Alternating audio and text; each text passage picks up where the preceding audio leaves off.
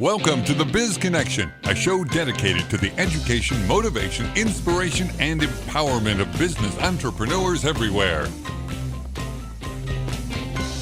Now, here are your hosts, Jim Rossetti and Ron Nielsen. Okay, we are back and we are talking business once again on America's All Business Talk Show on the radio. And remember, behind every business, there's a story to tell. And today we're telling another one, Ron. That's right. We got a good one today. We do. We always have a good one. Absolutely. I'm really excited because, we had a great, last Thursday was our networking event, the first one we ever did. Mm-hmm. And we did it downtown in Milwaukee. And the gentleman that's coming on with us today, Paul Kamikawa, I think I'm pronouncing it right. He was there at the event, and it was. I said, we don't have a guest for next week, as we were getting ready to do the show. And he said, well, I could make it. So here he is. Okay, I want to introduce this gentleman because I said we had our networking event the other night. I met him there for the first time. And we talked a little bit, and he started telling me about his business. And I had to admit, I said, I'm kind of stuck. I'm not, and it's a fascinating business. And the name of his company is, is Always in Business Continuity Planning. Are you familiar with that, Ron? No, I'm not. Continuity planning. And he started to explain it.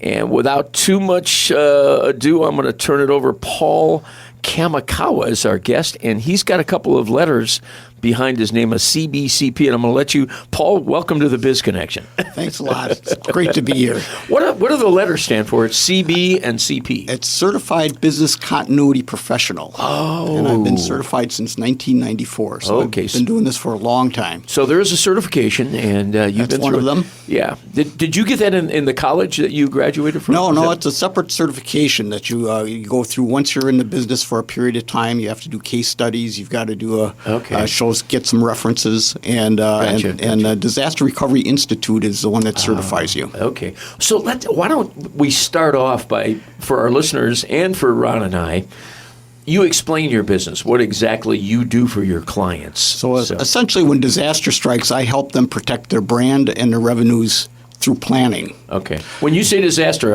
a tornado, a hurricane? Could be anything to your business. Tsunami? I've talked about that. Yeah. Well, and in fact, if you take tsunami, I mean, water is the number one element that causes disasters, whether it be flood, yes, it does. Pipe breaking in your business. Right. Various things will do that, but it's sometimes it's particular to your business. It could be one thing when I told Jim what I did. He said, "Is that succession planning?" Right. That certainly can be. That's what I confused it with. That's right. Yes. That certainly can be a disaster, especially for small businesses. Right. To have a plan in place for that if something happens is very important. Right. And it could also be something, technical. I mean, what happened if you lose all of your data in your computer and so on? Well, and that's certainly, I mean, where business continuity started is really in the data center. Back in, I worked for IBM for 20 years, back in the 70s and 80s and 90s. And back in the 60s and 70s. Big Blue, yes, as we know it. Yeah, well, it was new to them. I mean, they were selling computers and people started relying on them more and more. And so where it really started is the term disaster recovery. So generally when I say I'm a business continuity or disaster recovery specialist, they say, well, you help recover data centers. So that was kind of the birth of it, really, that came out of that era. That really was part of it. In fact, that's where it started, mainly the data center, and that's where IBM started, is they started having providing alternate sites for people with computers, helping them work through what they need, how do they do backups. What really changed the industry was two things. One was Hurricane Andrew. If you I remember that. I lived through that. You lived through that. I lived in South Florida when that. Well, what happened is you remember the issue there was it was such a wide swath through southern Florida that it took out a lot of businesses, and a lot of them had disaster recovery plans. They had plans for their data center. They moved all their data to an alternate site, restored it, and what they found out is they couldn't get their people there. Right. It's either the people were not only directly affected by Hurricane Andrew, but it might have been their aunt or their cousin or their parents. Right. And they stayed on site and wouldn't come back and do the business. So businesses started looking at, well, how do I continue the business side of the business? Sure. If I lost I remember living down. It was a little community called Homestead, Florida, right outside of Miami. I think that was one that was hit the most. It disappeared. It's no longer. It does not exist. The whole community was just wiped out. And I remember the Miami Zoo. There was animals that were, and nobody's ever heard of them either. So who knows? Yeah. And so if someone would have thought, ahead of time, how would I recapture those animals? That it probably would have got them back in the cages a little quicker. So that's really where it started. And IBM was again in the forefront of that. So they started a consulting group. I used to be more technical marketing. Yeah. And back in the early '90s, they decided, well, we're going to start charging that, make you guys consultants. Mm-hmm. And we all had to scramble and find out where do we want to fit in consulting. Sure. And with my technical background and the other things that we used to do as salesmen, technical salesmen, is try to not only sell the computers but try to fill them up. So you had to know the business so you could find applications to fill them up so they could buy bigger ones. So you get to really know the business, and that's what I really like about this career. I got a question for you. When Sure. you were getting back just for a minute, I want to divert back to IBM. Were you there when Ross Perot was on board as the one of their top salesmen? Oh, yes. Yeah. And he split off and did EDS. Did EDS, yeah. I interviewed him on the radio. I remember, but he wanted to talk politics. He didn't want to talk business. Well, he's quite a character, right. And worked a little bit with EDS also. So my business, I work with businesses. So I make them. One of the approaches I always like to tell people is when we do this is when you start looking at your business from a different approach, from what is important to my business that I got to continue if there's a disaster. Mm-hmm. You learn something about your business, and that's the key thing about business continuity planning is one of the assumptions you should make is I don't have the same amount of resources I have in normal day production. Right. I may not have the same number of people. I may not have the same building. I may not have the same infrastructure available. So what do I need to keep going, and what are the minimum resources I need to keep the business going? Back in the day, we didn't have, what would people back them up to? Back them up to other computers, right? So you had, as computers get wiped out, there goes your backup. But today we got the cloud, which really kind of changed things. That has changed a lot of things. But people now are relying on the cloud. But how do you get to the cloud? You need the internet. Do you have that backed up? Right. So you got to make sure wherever you're looking at that you've got something that to connect to. So, Paul, let me just ask you a question, because you were working for IBM, had, I would assume, a very stable, prosperous position. So what encouraged you suddenly to kind of go out on your own? Because that's what you're doing now. Is that right? Correct. I've probably been doing the consulting side for about 6 or 7 years, doing business continuity planning. Actually, what got me to start my own business is I bought another business. Is that we actually, as a family, bought a small bread bakery in Port Washington for my wife and my sons to work, and I wanted to work it part-time. Also, my dad was a chef, so I had some restaurant and food background. Hold the thought, because I want to get into that story, and we're coming up on a break here. We're going to take a short break, and we'll pick up right where we left off. So hang in there for just a little bit. Today we're talking with Paul Kamikawa. His company is Continuity Planning. Am I saying it right? Yes. Yeah. Okay, stay with us, because you're on America's All Business Talk Show on the radio, the Biz Connection. We'll be right back. When you dance down the street. Okay, we are back, and we are talking business today. Our guest is Paul Kamikawa. We're talking about continuity planning. And Paul, just as we were coming up in that break, I interrupted you, and I wanted to get back to that, because you say your family, you bought a bakery. It was in Port Washington. Correct. And so... the kind of the background is my dad was a chef, so I worked in restaurants and food business. You got a little flair for baking or cooking. Yeah. Gotcha. And but we'll get back to that. But my family was working. My wife and I had 4 boys. Oldest was in high school. Youngest was in middle school. Looking for a family business we could employ our sons. Sure. And at the time, we were looking at a coffee house, because that's back in middle 90s. That's where the it was the beginning, I think. Yeah, one of my favorite places. But a bakery, the bakery in Port Washington, the small bread bakery, went for sale. At the same time, we were looking at a coffee shop, and I said, I know restaurants. Bakery's the same thing. Close enough. Well, I eat in them, so I know them. So we bought the bakery. So I was working at IBM at the time, full-time as a consultant, and did a lot of traveling at the time. And I asked IBM could I do consulting part time because I wanted to work the bakery also, at least to get it started. Time to make the donuts. And they said, no, we don't have any part-time consultants. So I had to make a decision that should I continue with IBM and ignore the bakery? The safe, secure route. You got all the benefits and all that. All good that, stuff. Yeah. and or do I leave now? Again, part of when you start a business, especially a consulting or if you're going to be a sole proprietor, is you've got to make sure that you've got work lined up. Right. So I had sold a bunch of jobs in IBM that I knew that they needed me to do them. So if I left, I probably could get subcontracted to do them. So I had that. But the bakery was interesting. Just to tell a short story is one of the first things I did in IBM is work in a manufacturing branch, and you learn manufacturing is either build to order or build to stock. I either do individual things or I build a bunch of the things, put them on the shelf and sell them. Right. Well, I came from a restaurant background, and I went to a bakery, and restaurants are build to order. Everything's build to order. That's right. I found that bakery is build to stock. I baked 50 loaves of bread at one time. I don't bake a single loaf of bread. So I had kind of changed my thinking on how to run a business.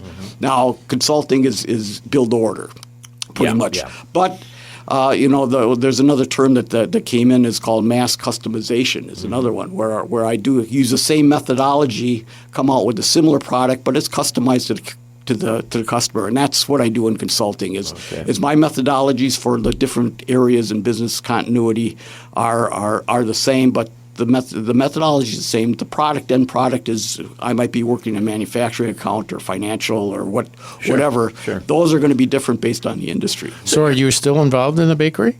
No. We sold the bakery back in 2001. Key thing was that year all my sons decided to move out of the house. We lost our captive bakers. Yeah, so. there went your entire workforce. So you had to do something. So you went back to consulting. Went back to consulting. And that's when you got into business of your own. Yeah, well, actually, while I had the bakery was a small bakery, and it was good for a family business, but it wasn't going to sustain us. Right, so I was consulting along the way. Okay, so you continue to consult along with the bakery. And it was a good combination. I had fairly a local job. I commuted down to Chicago, so it was fairly easy to do. But and then keep in touch with the bakery. Right. So that leap into you leapt into entrepreneurship with the bakery. And then leaping back into consulting was kind of natural. Yeah, and essentially, the consulting I did was the same consulting I did with IBM.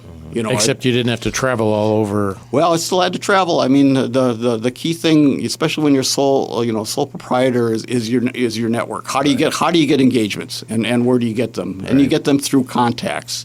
My main contact was IBM. As I said, I had lined up some work at the time, so I knew they'd have to subcontract me back. When that ran out, I relied on other people I knew in the business. So that helped kind of segue you into your own consulting thing, and it kind of kept clients coming at you. Right. And other people had left IBM. The consulting industry, even in large consulting companies, the turnover is roughly at least 20% a year. So there's people coming in and out all the time. I was figuring, because I worked with IBM down in Boca Raton, Florida.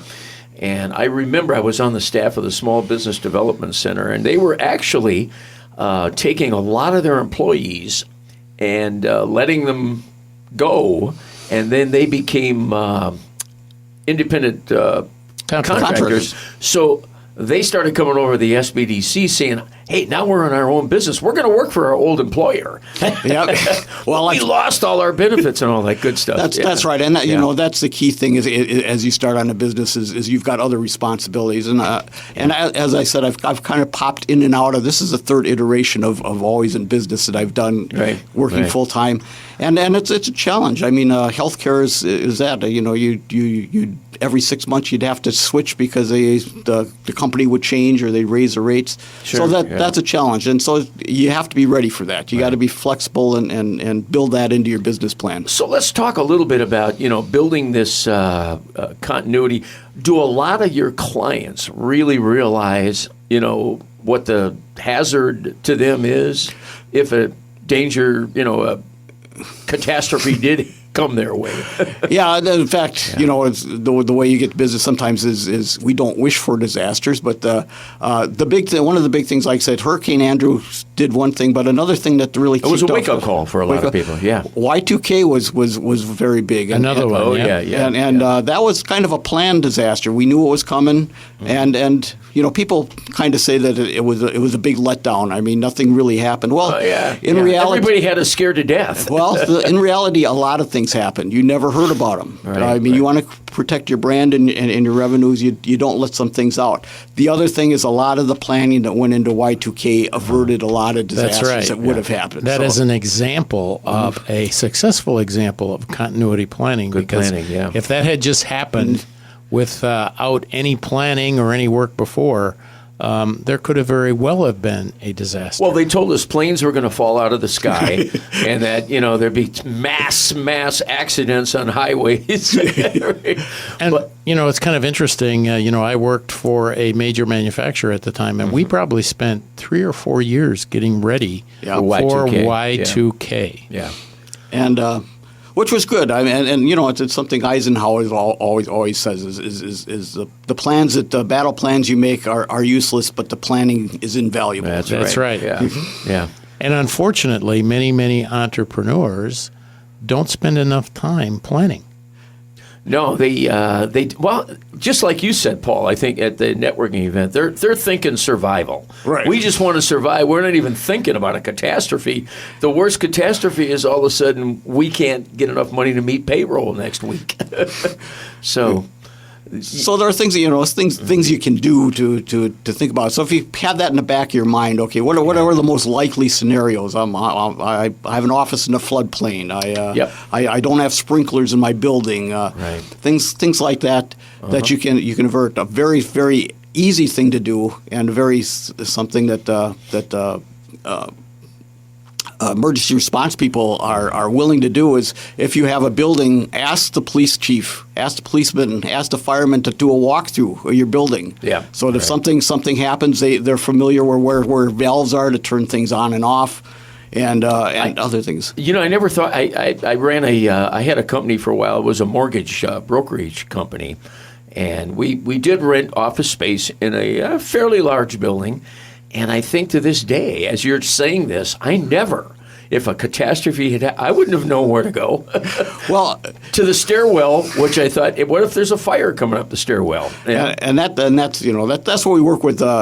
Business continuity is started out as disaster recovery with the data centers, went into business, but it's expanded now. It's emergency response, running fire drills. Yeah. And part of your fire drill is that door that you always come in every morning, that's not available. Where do you go? Well, look at 9/11. When people were jumping out of windows from the 82nd floor, it was awful. I think that was for a different reason. Yeah.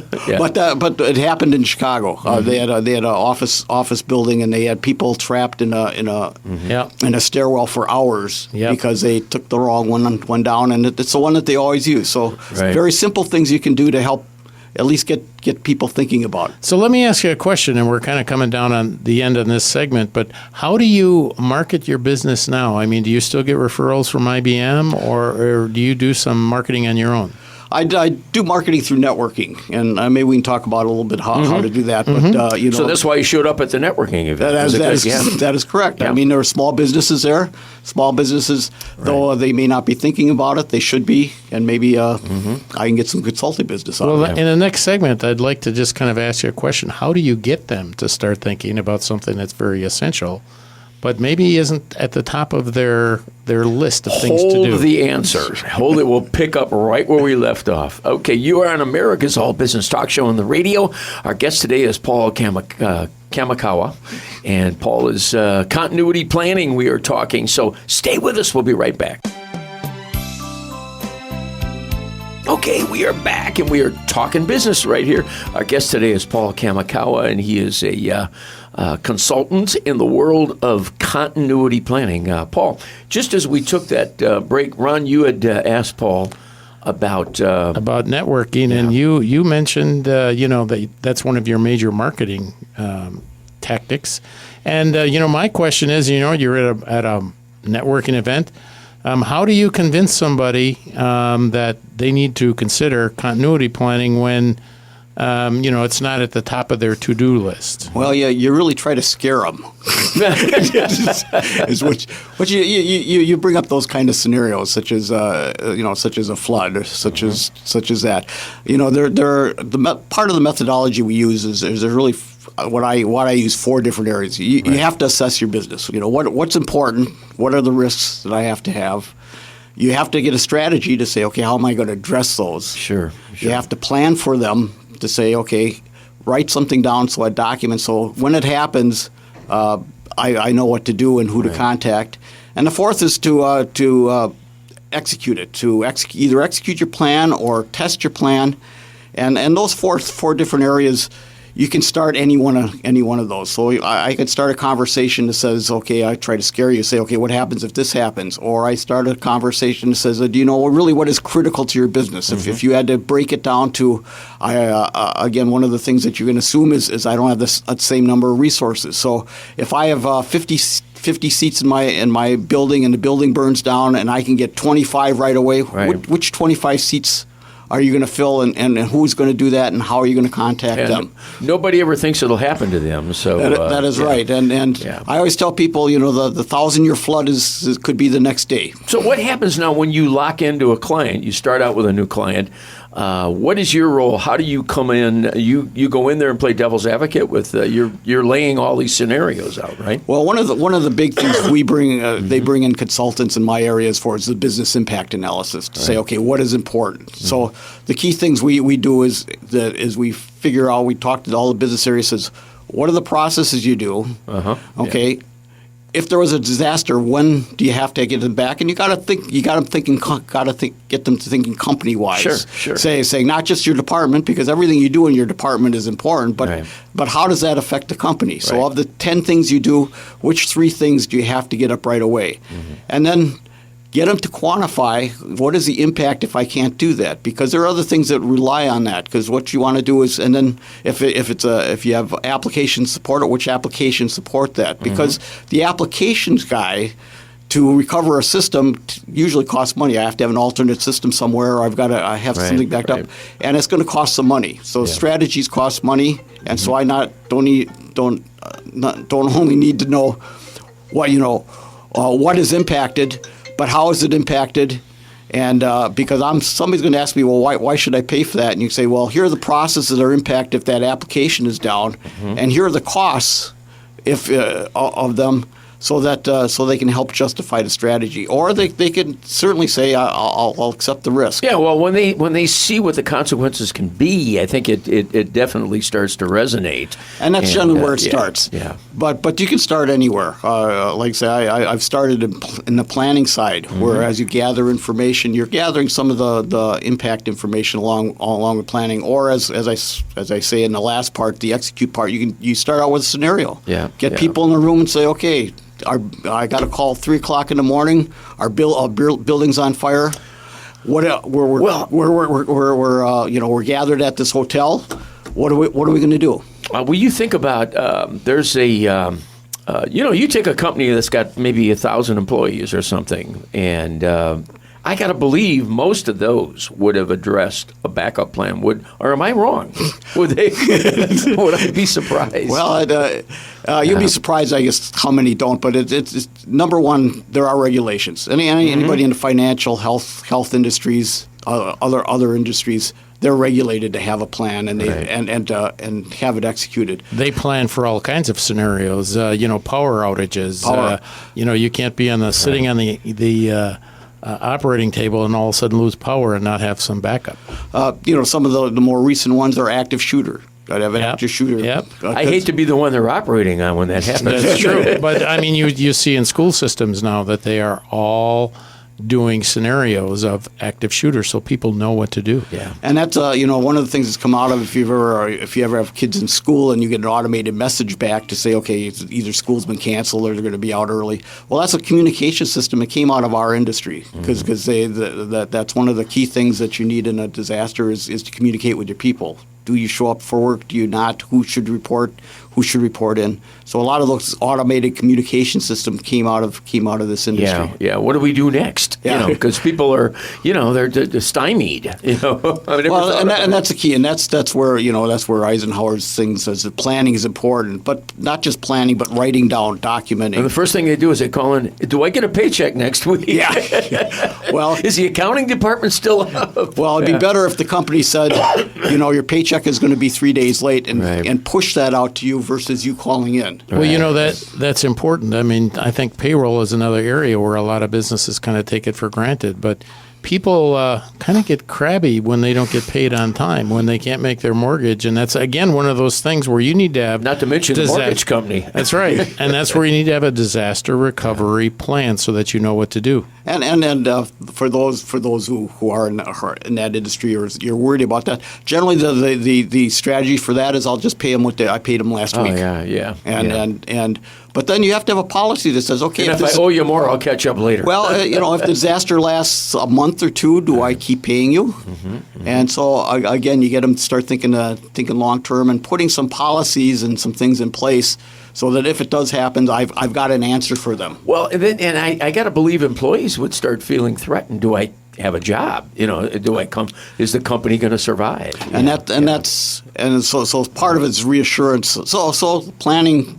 Disaster planning or continuity planning, it's insurance policy. Yeah. You bring up some good points today, and I think people listening, it may resonate, it maybe raise up some concerns. Because, we don't like to sell on scare tactics, but really, there's no other way to present what you have. Well, and that's true, and you just need to point out the things that happen. I mean, look at southeast Wisconsin with the flooding. How many businesses? I understand a police department had their entire electronic command center in the basement, and then that was wiped out. Right. So things that you can do fairly easily to avoid some of the risks. Yeah, that you might state have. agencies and emergency agencies. What about a fire department that can't get gasoline in their fire trucks or something? Yeah. So and they've got contingency plans for that. I mean, they've got tanks stored somewhere where they can get fuel. A lot of the companies do have generators that if power goes out, they can kick over to the generator. Sure. And they've got their own supply of diesel fuel. Yeah. And they know how long it's going to last. Well, you talked, because I lived in South Florida for a while, and I never, until Andrew came, it had been 25 years before that, since that area had been impacted by a hurricane. And I never lived through a hurricane, but and I was just north of Miami. I was up in the Palm Beaches. But you saw the devastation. It wasn't. I just drove down to Miami. I worked for the Small Business Development Center, and they sent us down there to be part of the FEMA group, to help out. And God, it was rough. They were living in tents, most of the people. Yeah. And FEMA is a very good resource for materials. They do have small business templates for planning, for crisis management. Also for crisis management, how to organize in a disaster. How do you who should be making the decisions and how should they be making That's right. That's right. That's one of the things in the emergency, fire departments, whatever, as you need to have a chain of command. Right. Well, I remember Katrina that hit that part of Louisiana back when. And it wasn't that long ago, really, when you think about it. But they had massive warnings. Nobody heeded the warnings until it got there. And then they said, hey, this is serious. Yeah. Okay, we are coming down the stretch here. If you got a little biz tip for our listeners, you're a guy that started consulting business with an interesting area, something you might give to listeners that if they wanted to start a business. And Paul, help me out. They want to start a business, especially a sole proprietor. Again, and you want to go into consulting because there are a lot of experts out there that says I can be a consultant. One of the things that you've got to have the right attitude, because consulting, at least on mine, are projects, and you're starting over again and again. I mean, when you join a company and you got to, you learn the company, you learn the business, you get to relationships. Consulting, you're popping between client to client to client, and you've got to reestablish those every time. Yeah. And that's, sometimes that's pretty hard for people is to start over. So you got to have the right attitude to start over. Again, as what I said before, is try to have business lined up if you can to get Yeah, get that you don't going. want to get stuck with one big client, and then all of a sudden that client doesn't need you anymore, and suddenly you're out of business. And the other thing is, if you're sole proprietor and you're on a project, is you got to market the next project. right. Now, a lot of times when I'm on a project, my contract gets extended, and it gets extended. So when do I start marketing to get my next Right, one? right. So the key thing is keep your network going. It's a little easier now with LinkedIn and some of the other things, but know people in the industry. Okay, that's our show. Paul, I want to thank you for coming in today. You've been it was a great show. I really enjoyed this. So we'll be talking again. So Thanks a lot. okay, that's our show. We'll see you next time. Same station that you're hearing us on today. We'll be there. We'll see you next week.